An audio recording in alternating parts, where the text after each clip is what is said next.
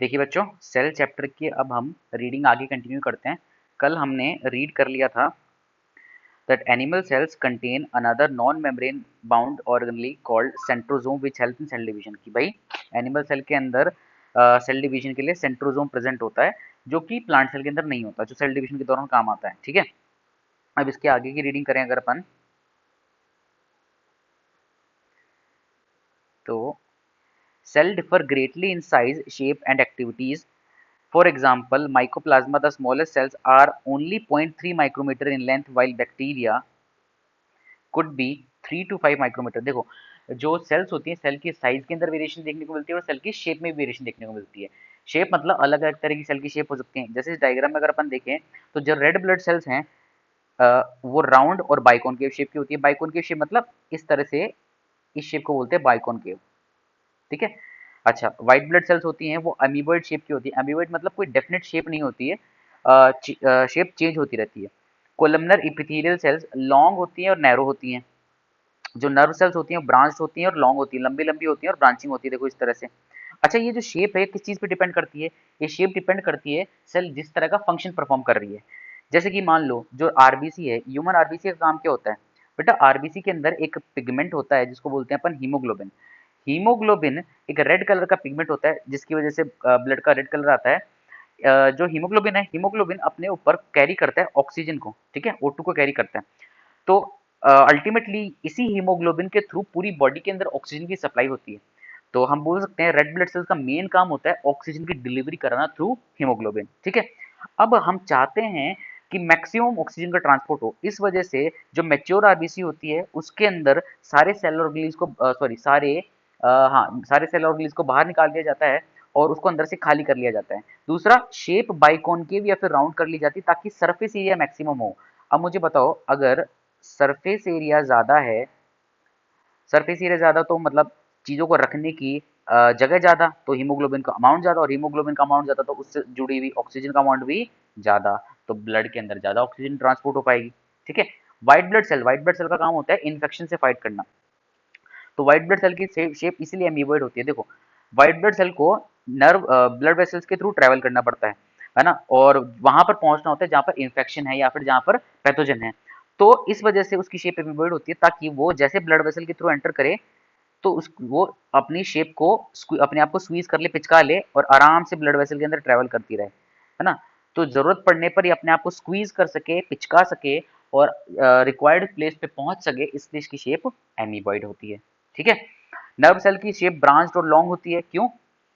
ताकि सिग्नल का proper transduction हो पाए एक से दूसरे। भाई, न्यूरॉन का या नर्व सेल का काम क्या होता है? सिग्नल का ट्रांसडक्शन करा ना। आपने पढ़े होंगे दो तरह के न्यूरॉन्स होते हैं। एक न्यूरॉन्स होते हैं मोटर न्यूरॉन्स, दूसरे होते हैं sensory neurons. Sensory neuron information को आपके मतलब कि है ना सेंस ऑर्गन से ब्रेन तक लेके जाते हैं, और मोटर न्यूरॉन्स ब्रेन से वापस सेंस ऑर्गन तक लेके आने का काम करते हैं, सॉरी। तो ये सारा का सारा काम न्यूरॉन्स करते हैं, और न्यूरॉन्स के थ्रू, इसलिए न्यूरॉन्स की लेंथ ज्यादा होनी चाहिए, ब्रांच होनी चाहिए न्यूरॉन्स। ट्रैकीड ट्रैकीड इलोंगेटेड। ट्रैकीड क्या है बेटा? ट्रैकीड वाटर कंडक्टिंग एलिमेंट है। देखो, जो प्लांट्स होते हैं ना, प्लांट्स जैसे कि एंजियोस्पर्म्स हो गए, जिम्नोस्पर्म्स हो गए, है ना, उनके अंदर आसपास अपन जो प्लांट देखते हैं एंजियोस्पर्म जिम्नोस्पर्म, उनके अंदर वाटर कंडक्शन कराने के लिए दो मेन एलिमेंट होते हैं। एक होता है ट्रैकीड, दूसरा होता है वेसल। ठीक है। अब एनसीईआरटी ने ट्रैकीड की बात करी है। ट्रैकीड लॉन्ग होते हैं, इलोंगेटेड होते हैं, लंबा, इलोंगेटेड और अंदर से खोखले होते हैं ताकि प्रॉपर वाटर का कंडक्शन हो पाए, पानी ऊपर की तरफ चढ़ा पाए अपन। ठीक है। मीजोफिल सेल्स राउंड होती हैं और ओवल होती हैं। मीजोफिल सेल्स कौन सी सेल्स हैं? वो सेल्स जो मेनली फोटोसिंथेसिस में इन्वॉल्व होती हैं। अब ये बताओ, अगर ये सेल राउंड है, ओवल है, तो इनका सरफेस एरिया ज्यादा है। सरफेस एरिया ज्यादा है तो इनके अंदर अमाउंट ऑफ क्लोरोप्लास्ट ज्यादा होगा। ये देखो, ये क्लोरोप्लास्ट है। क्लोरोप्लास्ट ज्यादा तो क्लोरोप्लास्ट के अंदर क्लोरोफिल का अमाउंट ज्यादा, तो फोटोसिंथेसिस की रेट भी ज्यादा। ठीक है। तो जो शेप होती है वो तो डिसाइड होती है कि किस तरह का सेल फंक्शन परफॉर्म कर रही है। ठीक है। और साइज के अंदर वेरिएशन देखने को मिलती है, जैसे कि आपके एनसीईआरटी ने अभी भी लिखा, जो माइकोप्लाज्मा होता है ना बेटा, mycoplasma are about 0.3 micrometer in length. Mycoplasma को अपन एक और नाम से जानते हैं, पीपीएलओ। ठीक है। माइकोप्लाज्मा जीनस के अंदर पीपीएलओ आता है, तो उसकी लेंथ 0.3 माइक्रोमीटर होती है। माइक्रोमीटर का मतलब समझते हो? 10⁻⁻⁶। ठीक है, इतना छोटा होता है। जबकि जो नॉर्मल बैक्टीरिया की सेल है वो 3 से 5 माइक्रोमीटर लंबी होती है। समझ रहे हो? और जो लार्जेस्ट सेल होती है वो एग ऑफ एन ऑस्ट्रिच, वो बहुत बड़ी होती है, ऑस्ट्रिच का अंडा। Among multi cellular organisms human red blood की सेल होती है लगभग 7 माइक्रोमीटर इन डायमीटर, 7 माइक्रोमीटर होती है। Nerve cell some of the longest cells होती हैं, क्योंकि हमने बोला उनका काम होता है सिग्नल का ट्रांसडक्शन कराना, तो लंबी लंबी सेल्स होती हैं। Cells also vary greatly in their shape, ये अपन ने बात कर ली। They may be disc like, polygonal, columnar, cuboidal, thread like और इवन इरेगुलर। इरेगुलर का एग्जांपल अपन ने याद रखना है WBC. The shape of the cell may vary with the function they perform, ये भी बात करी, जिस टाइप का सेल फंक्शन परफॉर्म कर रही है उस टाइप की उसकी शेप होती है। अब देखो प्रोकैरियोटिक सेल की बात करें अपन, प्रोकैरियोटिक सेल को अगर अपन डिटेल में पढ़ें, प्रो मतलब प्रिमिटिव, कैरियन मतलब न्यूक्लियस, तो जिसका न्यूक्लियस प्रिमिटिव टाइप का हो, अर्ली टाइप का हो, न्यूक्लियस के चारों तरफ कोई मेम्ब्रेन ना हो, उसे प्रोकैरियोटिक सेल कहते हैं। The prokaryotic cells are represented by bacteria, blue green algae, mycoplasma and PPLO. Mycoplasma and PPLO pleuro pneumonia like organism, ठीक है। याद रखना पीपीएलओ माइकोप्लाज्मा जीनस के अंदर इंक्लूड होता है। They are generally smaller and multiply more rapidly than the eukaryotic cells, छोटे होते हैं, जल्दी डिवीजन करते हैं। अच्छा पता है एनसीईआरटी ने क्या लिखा है, मोर रैपिडली डिवाइड करते हैं, इसका इसका मतलब समझाता हूँ। देखो जो यूकैरियोटिक सेल्स होती है ना, जो यूकैरियोटिक सेल्स होती हैं उनके अंदर डिवीजन यूजुअली होता है माइटोसिस से, ठीक है। माइटोसिस के अंदर होता क्या है, आप आगे चल के पढ़ोगे या फिर आपने पढ़ा भी होगा, माइटोसिस के अंदर बहुत सारे इवेंट्स होते हैं। सबसे पहले तो न्यूक्लियस का डिवीजन होता है, न्यूक्लियस के डिवीजन के अंदर भी सबसे पहले जो सेल का डीएनए होता है उसका कंडेंसेशन होता है, क्रोमोसोम का फॉर्मेशन होता है, फिर क्रोमोसोम का सेपरेशन होता है ना, फिर एक से दो न्यूक्लियस बनते हैं, उसके बाद में लास्ट में साइटोप्लाज्म का डिवीजन होता है जिसको साइटोकाइनेसिस बोलते हैं। तो पहले कैरियोकाइनेसिस होती है, उसके बाद में साइटोकाइनेसिस होती है, तो एक बड़ा लंबा सा प्रोसेस होता है। जबकि प्रोकैरियोटिक सेल के अंदर डिवीजन फास्ट होता है, क्योंकि यहाँ पर माइटोसिस ना होकर के होता है ए माइटोसिस। ए माइटोसिस के अंदर ऐसी कोई चीज नहीं होती है, डीएनए का कंडेंसेशन, क्रोमोसोम का फॉर्मेशन, क्रोमोसोम का सेपरेशन, ऐसा कुछ नहीं है। सिंपली एक से दो सेल डिवाइड हो जाती हैं, एक सेल डिवाइड करके प्रोकैरियोटिक सेल से दो सेल बन जाती हैं। तो ये फास्टर वे ऑफ डिवीजन का, इसलिए आपकी एनसीईआरटी लिखती है they are generally smaller and multiply more rapidly क्योंकि डिवीजन कौन सा है इसमें, ए माइटोसिस है, ठीक है। They may vary greatly in their shape and size. The four basic shapes of the bacteria are, चार बेसिक शेप, एक तो बैसिलस है जो रॉड शेप बैक्टीरिया होते हैं, देखो इस तरह के, इस तरह से रॉड शेप बैक्टीरिया होते हैं, ठीक है। दूसरे हो गए कोकस जो स्फेरिकल बैक्टीरिया होते हैं, वाइब्रियो जो कॉमा शेप बैक्टीरिया होते हैं, और स्पाइरिलम, स्पाइरिलम मतलब जो स्पाइरल शेप बैक्टीरिया होते हैं। इस तरह से देखो एक एक एग्जांपल देता हूँ। जैसे अगर मैं बात करूँ बैसिलस बैक्टीरिया की, बेटा bacillus bacteria most common type of bacteria है, मतलब ज्यादातर जो बैक्टीरिया है ना वो बैसिलस टाइप के हैं। जैसे एक एग्जांपल है बैसिलस थुरिंजिएंसिस, आप लोगों ने बायोटेक में पढ़ा होगा। एक एग्जांपल है bacillus anthracis, anthrax disease cause करता है। और लैक्टोबैसिलस सबसे कॉमन, लैक्टोबैसिलस दही बनाने वाला बैक्टीरिया, दूध से दही बनाने वाला बैक्टीरिया, ठीक है। ये most common type of bacteria. दूसरा है आपका अगर मैं कोकस बैक्टीरिया का एग्जांपल दूं, तो जैसे कि स्ट्रेप्टोकोकस, स्ट्रेप्टोकोकस निमोनिया, ठीक है। एक होता है स्ट्रेप्टोकोकस निमोनिया, दूसरा हो सकता है डिप्लोकोकस निमोनिया। तो ये सारे के सारे एग्जांपल्स हो गए। अच्छा पता है अगर मैं बोलता हूँ डिप्लोकोकस, बेटा डिप्लोकोकस का मतलब ये देखो दो बैक्टीरिया इस तरह से जुड़े हैं। स्ट्रेप्टोकोकस मतलब एक चेन के अंदर बैक्टीरियाज हैं, ये सारे के सारे स्पेरिकल बैक्टीरिया चेन में, तो ये स्ट्रेप्टोकोकस हो गया। इसको तो मैं बोल दूंगा स्ट्रेप्टोकोकस और इसको बोल दूंगा डिप्लोकोकस। निमोनिया कॉज करते हैं दोनों ही, दोनों स्ट्रेन ही, ठीक है। अच्छा एक चीज और, जो स्फेरिकल बैक्टीरिया होते हैं ना वो most resistant type of bacteria होते हैं, मतलब जल्दी से इनको कोई एंटीबायोटिक डैमेज नहीं कर सकता, जल्दी से इनके अंदर किसी है ना मैं बोलूँ रेडिएशन का कोई है ना लॉस नहीं होता, रेडिएशन कोई लॉस नहीं करती। क्यों? क्योंकि जो स्फेरिकल शेप है इसकी वजह से सरफेस एरिया, देखो स्फेरिकल शेप की वजह से जो आउटर सरफेस एरिया होता है ना ये कम हो जाता है। बाहर की तरफ वाला जो सरफेस एरिया ना, एक जो पॉइंट ऑफ कांटेक्ट वाला सरफेस एरिया वो कम हो जाता है, इस वजह से इम्पैक्ट कम होता है। इम्पैक्ट कम होता है तो खतरा भी कम होता है एंटीबायोटिक्स का, इसलिए ज्यादा रेजिस्टेंट होते हैं, ज्यादा डिजीज कॉजिंग होते हैं, ज्यादा बीमारियां फैलाते हैं। अगला है वाइब्रियो, वाइब्रियो को एक कॉमा शेप बैक्टीरिया होता है, जैसे वाइब्रियो कोलोरी, कोलोरा कॉज करता है। Spirillum, spirillum spiral shape bacteria हो गया, जैसे स्पाइरलम वॉलिटेंस हो गया एक, ठीक है। एक चीज और याद रखना, जो ये कोकस वाले सॉरी जो स्फेरिकल बैक्टीरिया होते हैं ना बेटा, spherical bacteria most resistant bacteria होते हैं। ज्यादातर इनके अंदर है ना, हम देखते हैं कि ज्यादातर इनके अंदर फ्लैजिला एब्सेंट होता है, यूजुअली इनके अंदर फ्लैजिला एब्सेंट पाया जाता है, नहीं देखते हैं, ठीक है। तो ये सारे हो गए आपके शेप।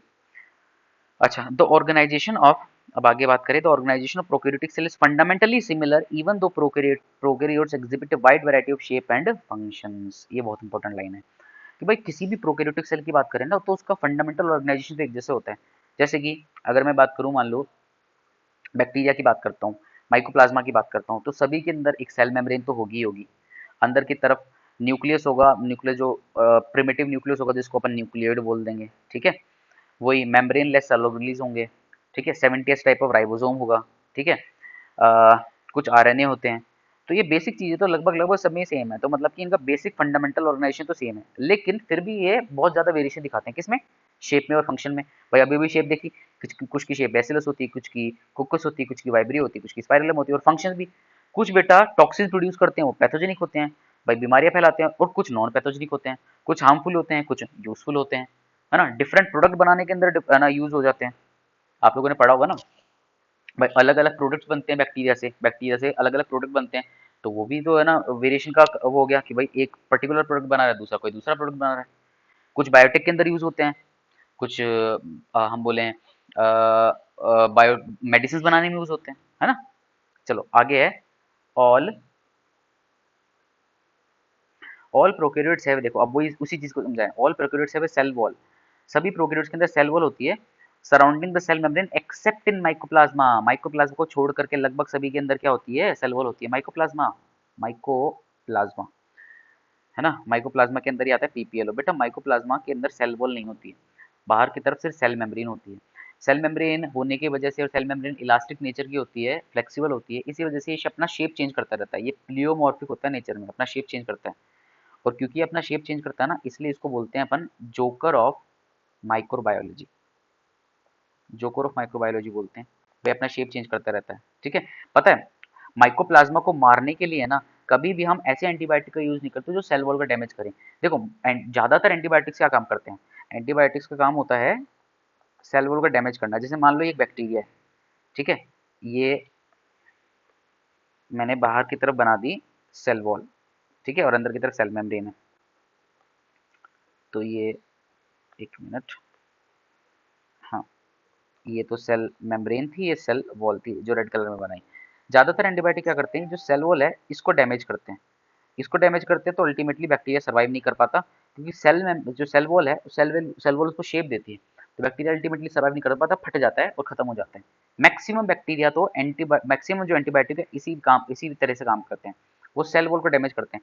अब माइकोप्लाज्मा को अगर मुझे डैमेज करना है तो मैं ऐसे एंटीबायोटिक को यूज कर सकता हूँ जो सेल वॉल को डैमेज करे, नहीं, क्योंकि भाई इसके पास सेल वॉल ही नहीं है। अब बाहर सेल वॉल ही नहीं है तो फिर कैसे, तो हम ऐसे एंटीबायोटिक का यूज करते हैं माइकोप्लाज्मा को खत्म करने के लिए जो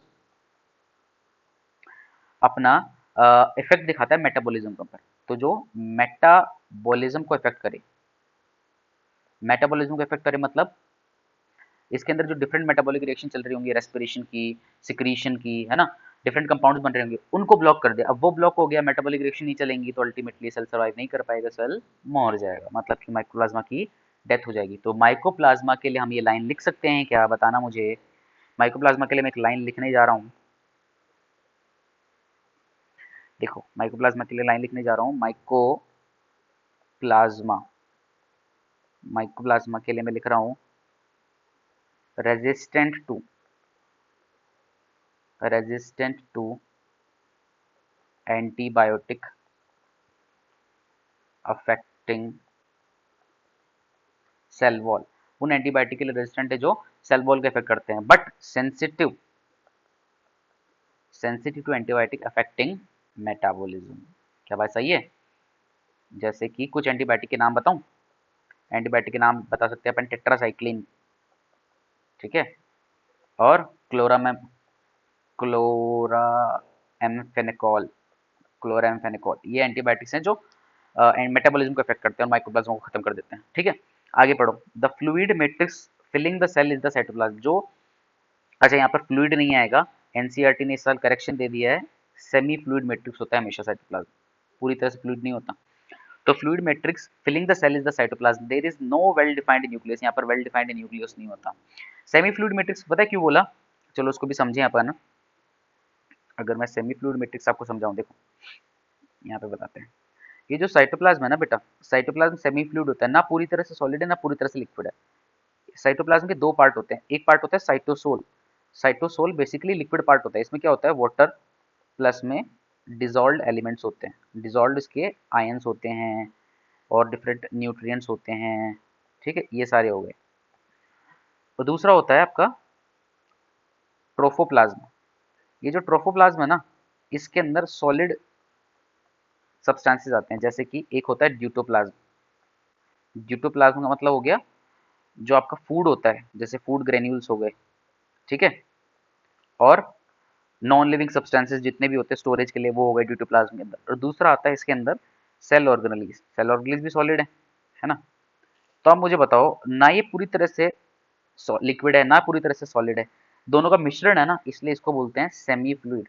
ना इसको फ्लूइड बोलते हैं ना इसको सॉलिड बोलते हैं, it is called semi fluid. ठीक है, there is one no well defined nucleus. बिल्कुल सही बात है, देखो इधर देखो, इनका वेल डिफाइंड न्यूक्लियस नहीं होता है। अच्छा, ये तो यूकेरियोटिक सेल बनाई है। अगर मैं प्रोकैरियोटिक सेल यहाँ पे बना के दिखाऊं, देखो ये सेल मेम्ब्रेन हो गई, ये बाहर की तरफ सेल वॉल बना दी मैंने, और ये अंदर की तरफ इसका न्यूक्लियस बनाता हूँ जो कि वेल डिफाइंड नहीं है। इस चलो थोड़ा सा उसको अच्छे से बनाए, ये दो, ये मैंने न्यूक्लियस बना दिया। पता है, इसे हम बोलते हैं न्यूक्लियस ना कह के इसको बोलते हैं न्यूक्लियोइड। न्यूक्लियोइड, ऑइड का मतलब होता है लाइक, तो न्यूक्लियस लाइक, न्यूक्लियस नहीं है, न्यूक्लियस लाइक है। एक्चुअली में क्या है, सेंटर के अंदर जेनेटिक मटेरियल इकट्ठा हो जाता है, उसको न्यूक्लियोइड बोल देते हैं, उस एरिया को, उस जगह को, है ना।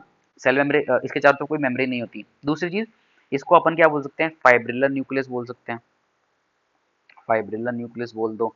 अच्छा, इसी को और क्या बोल सकते हैं, इसी को अपन फाइब्रिलर न्यूक्लियस बोल दो, न्यूक्लियोइड बोल दो, इसको जीनोफोर भी बोलते हैं, है ना।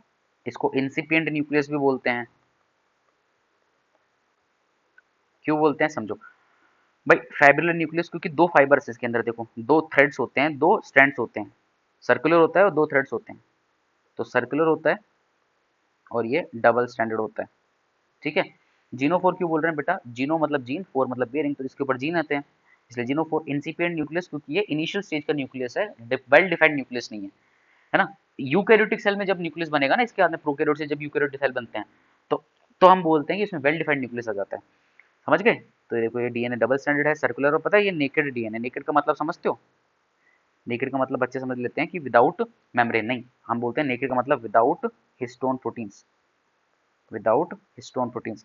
हिस्टोन क्या होते हैं, देखो हिस्टोन बेटा हम बोलते हैं पॉजिटिवली चार्ज बेसिक प्रोटीन्स होते हैं, है ना। इनका काम होता है डीएनए की बाइंडिंग कराना, यहाँ पर हिस्टोन एब्सेंट होते हैं, है ना। हिस्टोन की जगह यहाँ पर पोलियमीन्स प्रेजेंट होते हैं, ये भी बेसिक प्रोटीन्स ही हैं, लेकिन इतनी अच्छी बाइंडिंग नहीं होती है, तो पोलियमीन्स प्रेजेंट होते हैं यहाँ पे। ठीक है, तो याद रखना नेकेड बोलने का कारण, because they are histone less proteins, they are histone less. ठीक है, चलो अब आगे देखो, the genetic material is basically naked. अच्छा, ब्रैकेट आगे लगा, not enveloped by an nuclear membrane. अच्छा, बच्चों को ये लगता है कि जेनेटिक मटेरियल नेकेड है, क्यों, क्योंकि not enveloped bye nuclear membrane. नहीं, याद रखना, जेनेटिक मटेरियल नेकेड इसलिए कहते हैं क्योंकि हिस्टोन प्रोटीन्स एब्सेंट है। हाँ, ये बात भी सही है कि उसके चारों तरफ न्यूक्लियर मेम्ब्रेन नहीं होती है। आगे, in addition to the genomic DNA, the single chromosome circular DNA, जैसे अपन ने बताया, many bacteria have small circular DNA outside the genomic DNA. कुछ बैक्टीरिया के अंदर हम बोलते हैं एक्स्ट्रा डीएनए भी होता है, जैसे ये तो है मेन डीएनए, इसके साथ साथ एक्स्ट्रा डीएनए भी होता है, इस तरह से जो छोटा होता है साइज के अंदर, इसे बोलते हैं बेटा अपन प्लाज्मिड। देखो बेसिकली प्लाज्मिड और मेन डीएनए में फर्क क्या होता है, दोनों डीएनए हैं, दोनों डबल स्टैंडर्ड है, दोनों सर्कुलर हैं, दोनों निकेड हैं, लेकिन मेन डीएनए जो न्यूक्लियड है वो साइज में बड़ा होता है, प्लाज्मिड साइज में छोटा होता है। जो प्लाज्मिड होता है, प्लाज्मिड के ऊपर भी जीन है, लेकिन जो प्लाज्मिड के ऊपर जीन है हम बोलते हैं वो नॉन एसेंशियल जीन्स हैं, या फिर मैं बोलूँ नॉन वाइटल जीन्स हैं, मतलब ऐसे जीन्स हैं जो डायरेक्टली मेटाबॉलिक रिएक्शन चलाने में इन्वॉल्व नहीं है, या फिर मैं बोलूँ डायरेक्टली उस सेल को जिंदा रखने के लिए नहीं चाहिए। जबकि जो मेन डीएनए के अंदर जो जीन्स होते हैं ना, वो डायरेक्टली उसको जिंदा रखने के लिए चाहिए, वो बिल्कुल वाइटल जीन्स हैं। प्लाज्मिड के अंदर जो जीन है, वो ऐसे जीन्स हैं जो एक एडिशनल कैरेक्टर देते हैं, एक एक्स्ट्रा कैरेक्टर, एडिशनल कैरेक्टर देने वाले जीन्स होते हैं, एक एक्स्ट्रा कैरेक्टर देने वाले जीन्स होते हैं। ठीक है, जैसे कुछ प्लाज्मिड है, कुछ प्लाज्मिड के अंदर एंटीबायोटिक के अगेंस्ट रेजिस्टेंट होता है, तो उसको आर प्लाज्मिड बोलते हैं। कुछ प्लाज्मिड के पास फर्टिलिटी फैक्टर होता है, तो उनको एफ प्लाज्मिड बोलता है। तो इन प्लाज्मिड ने रेजिस्टेंस दिया और फर्टिलिटी दी, एक्स्ट्रा करेक्टर दिया, है ना। कोई मेन कैरेक्टर नहीं दिया, ऐसा नहीं है कि जो वाइटल कैरेक्टर हो। तो देखो आगे, these smaller DNA are called plasmid, the plasmid DNA confer मतलब provide certain unique phenotypic character, एक यूनिक फिनोटिपिक कैरेक्टर देते हैं कुछ बैक्टीरिया को। One such character is resistant to antibiotic, जो अपन ने बोला आर प्लाज्मिड, ठीक है। In higher classes you will learn that the plasmid DNA is used to monitor bacterial transformation with foreign DNA. हम ये आगे आगे की क्लास में पढ़ते हैं कि प्लाज्मिड को यूज करके बैक्टीरिया का ट्रांसफॉर्मेशन कराया जाता है, मतलब एक बैक्टीरिया से दूसरे बैक्टीरिया के बीच में जेनेटिक मटेरियल का ट्रांसफर कराते हैं। और पता है कौन से प्लाज्मिड के थ्रू होता है? वो एफ प्लाज्मिड के थ्रू होता है, ठीक है। अब ये कैसे होता है ये थोड़ी देर बाद में अपन बात करेंगे। Nuclear membrane is found in eukaryotes, हाँ यूकैरियोट में न्यूक्लियर मेम्ब्रेन होती है। No organelles like the ones in eukaryotes are found in the prokaryotic cell except for ribosome, ribosome को छोड़ करके प्रोकैरियोटिक सेल के अंदर यूकैरियोटिक जैसे सेल ऑर्गेनेल्स नहीं होते हैं। Prokaryotic cell have something unique in the form of inclusions, हाँ इनके पास इंक्लूजन की फॉर्म में कुछ यूनिक होता है ना। अब कुछ होते हैं इंक्लूजन्स जो स्टोरेज के काम आते हैं, है ना। अब specialised differentiated form of cell membrane called mesosome is the characteristic of prokaryote, they are essential infoldings of the cell membrane. Specialise infoldings होते हैं जिनको मेसोसोम्स बोलते हैं। होता क्या है देखो, ये अंदर ये अगर मैं, ये तो यूकैरियोटिक सेल है, इसी के अंदर एक्सप्लेन करके दिखाता हूँ मैं। जैसे कि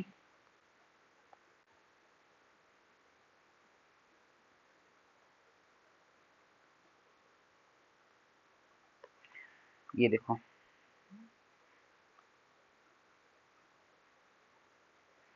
इस तरह की जो इनफोल्डिंग्स है ना, इन इनफोल्डिंग्स को कहा जाता है मेसोसोम्स, ठीक है। ये बैक्टीरिया की सेल्स के अंदर प्रेजेंट होती है। पता है मेसोसोम का काम क्या होता है? एंजाइम्स को कैरी करना बेटा।